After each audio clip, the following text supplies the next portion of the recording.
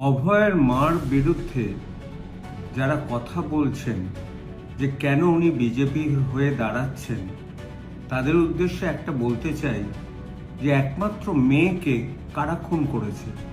তৃণমূল খুন করেছে, তৃণমূল আশ্রিত গুন্ডারা খুন করেছে। কোন জায়গায় খুন করেছে? একটা মেডিকেল কলেজে, এবং সেখানে কর্মরত অবস্থায়, যেটা পশ্চিমবঙ্গ কেন কোথাও হয়নি। গণ আন্দোলনের রূপ আমরা দেখেছি।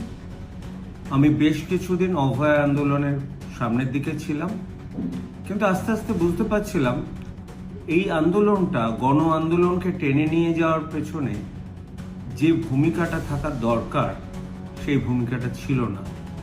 এটা অনেকটা ডাক্তারদের নিজস্ব পাওয়ার আন্দোলন হয়ে গিয়েছে।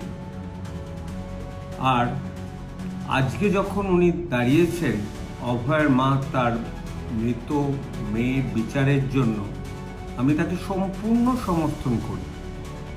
কারণ যদি পশ্চিমবঙ্গ ক্ষমতায় আসে, এখন ক্ষমতা একমাত্র বিজেপি পাবে।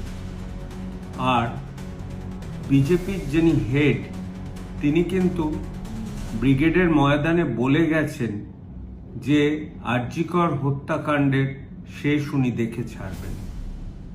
সুতরাং যদি মেয়ের বিচার চাইতে হয়, এমন একটা শিবিরে যেতে হবে তাকে যেখান থেকে বিচার পাওয়া যায়।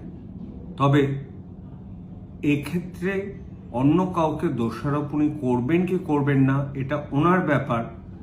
প্রত্যেকের ব্যক্তিগত স্বাধীনতা আছে, কেউ কারোর পার্টির কেনা সম্পদ নয়।